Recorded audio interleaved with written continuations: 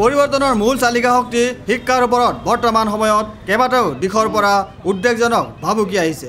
বজাৰ অৰ্থনীতিৰ প্ৰত্যক্ষ নগ্ন লুণ্ঠনে শিক্ষক কেৱল বজাৰৰ সামগ্ৰীলৈহে পৰিৱৰ্তন কৰিছে।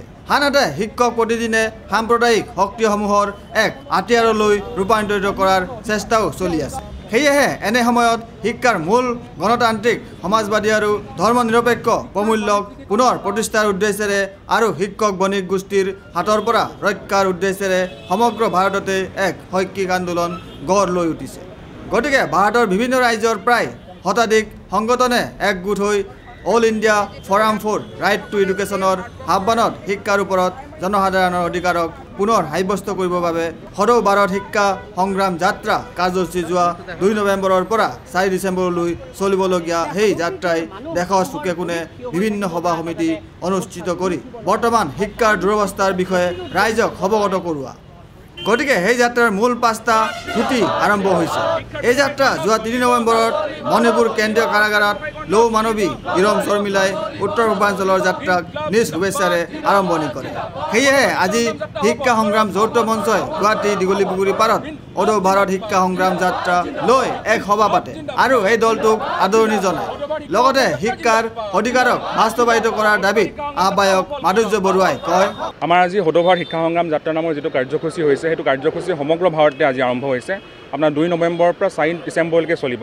আৰু এই সদৌ ভাৰত শিক্ষা সংগ্ৰাম যিটো কাৰ্যসূচী হৈছে সেইটো হ'ল মূলতে শিক্ষাৰ ব্যক্তিগতকৰণ বন্ধ কৰা আৰু শিক্ষাৰ সাম্প্ৰদায়িকৰণ বন্ধ কৰা, লগতে আপোনাৰ প্ৰাক প্ৰাথমিকতাৰ পৰা স্নাতক পৰ্যায়লৈকে যাতে সকলো ছাত্ৰ ছাত্ৰীকে যাতে শিক্ষা বিনামূলীয়া দিয়ে, তাক লৈ সমগ্ৰ ভাৰততে ছাত্ৰ ছাত্ৰী শিক্ষক অন্যান্য যিমান নাগৰিক আছে সেই সকলোৱে লগ লাগি এইটো আন্দোলন আৰম্ভ কৰিছে। আৰু এই আন্দোলনটো আপোনাৰ 3 তাৰিখে উত্তৰ পূৰ্বাঞ্চলত ইৰম শৰ্মিলাই আৰম্ভ কৰিছে। তাৰপিছত নাগালেণ্ড হৈ পিনি এইটো অসমত সোমাইছে আৰু অসমৰ সমগ্ৰ জিলাবিলাক কালি ভ্ৰমণ কৰি পিনি যোৱাকালি এইটো আহি উপস্থিত হৈছে। আৰু এই যাত্ৰাটোৱে গৈ আপোনাক ভূপালত লগ লাগিবগৈ। আমাৰ মূল দাবী হ'ল যে শিক্ষাৰ ব্যক্তিগতকৰণৰ বিৰুদ্ধে আৰু শিক্ষা যে সাধাৰণ মানুহৰ এইটো এটা অধিকাৰ, সকলো জনগণৰ অধিকাৰ, সেই জনগণৰ অধিকাৰক যাতে সকলো ৰাইজে পায় তাৰ কাৰণে এই আন্দোলনটো আগবঢ়াই নিয়াটো আমাৰ প্ৰথম দায়িত্ব।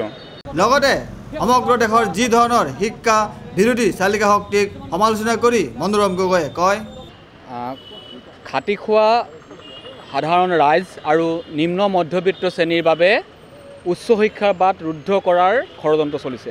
আমি শেহতীয়া ৰাজনৈতিক আৰু সামাজিক ঘটনাৱলী যদি প্ৰত্যক্ষ কৰোঁ তেতিয়া দেখিম যে যিসকলে যাৰ ধন নাই হাতত সেই উচ্চ শিক্ষাৰ পৰা বঞ্চিত হৈছে। গতিকে এই পৰিস্থিতিয়ে এনেকুৱা এটা প্ৰৱণতা লাভ কৰিছে, যদি সঁচাকৈ যদি আমাৰ উচ্চ শিক্ষানুষ্ঠানবিলাক যদি ব্যক্তিগতকৰণ কৰা হয়, এইবিলাকত এনেধৰণৰ এটা প্ৰৱণতা হৈছে এতিয়া যে বিশেষ এটা সম্প্ৰদায়ৰ কাৰণে পাঠ্যক্ৰম প্ৰস্তুত কৰাৰ নিচিনা দুৰ্ভাগ্যজনক ঘটনা এখন ভাৰতবৰ্ষত ঘটিছে। গতিকে এই যিটো ধাৰা এইটো অতি ভয়ংকৰ ধাৰা আৰু ভৱিষ্যতৰ ভাৰতবৰ্ষৰ যিটো গণতান্ত্ৰিক চেতনা, এই গণতান্ত্ৰিক চেতনাটো এই ধাৰাটোৱে নষ্ট কৰিব। আৰু আমি যিবিলাক মানুহে 1000 পিছত 1000ৰ কাৰণে চিন্তা, ভাৰতবৰ্ষৰ বেছিভাগ মানুহ তেনেকুৱা দৰিদ্ৰ মানুহ, তেওঁলোকৰ ল'ৰা ছোৱালী প্ৰতিভা থাকিলেও তেওঁলোকে শিক্ষা গ্ৰহণ কৰাৰ কাৰণে তেওঁলোকে কোনো সুবিধা নাপাব নেকি? যিহেতু শিক্ষাটো এটা জন্মস্বত্ব অধিকাৰ। আজি ৰাষ্ট্ৰই শিক্ষাৰ প্ৰতিজন নাগৰিকৰ কাৰণে প্ৰাথমিক পৰ্যায়ৰ পৰা উচ্চতম পৰ্যায়লৈকে শিক্ষাটো তেওঁলোকৰ চৰকাৰীভাৱে তেওঁলোকৰ শিক্ষাৰ অধিকাৰ দিব লাগিব। তেওঁলোকক বিনামূলীয়া শিক্ষা দিব লাগিব। কাৰণ মানৱ সম্পদ গঢ়াটোৱে এখন ৰাষ্ট্ৰৰ প্ৰধান আৰু প্ৰথম দায়িত্ব। গতিকে সেইটো যদি এই চৰকাৰে, আমি যদি দেখিছোঁ শাসক গোষ্ঠী এতিয়া তাক তেওঁলোকে এৰাই চলিবলৈ বিচাৰিছে, পুঁজিপতি শ্ৰেণীক গোটেই শিক্ষাটো ব্যৱস্থাতে গতাই দিব বিচাৰিছে। তাৰ বিৰুদ্ধে গোটেই ভাৰতবৰ্ষত যি প্ৰতিবাদ হৈছে আমিও তাৰ অংশীদাৰ হৈছোঁ। প্ৰতিজন সচেতন আৰু শিক্ষিত লোকে এই প্ৰৱণতাৰ বিৰুদ্ধে কৰা উচিত বুলি আমি ভাবোঁ। Video' journalist Sushanta Das, Sentinel news, Guwahati.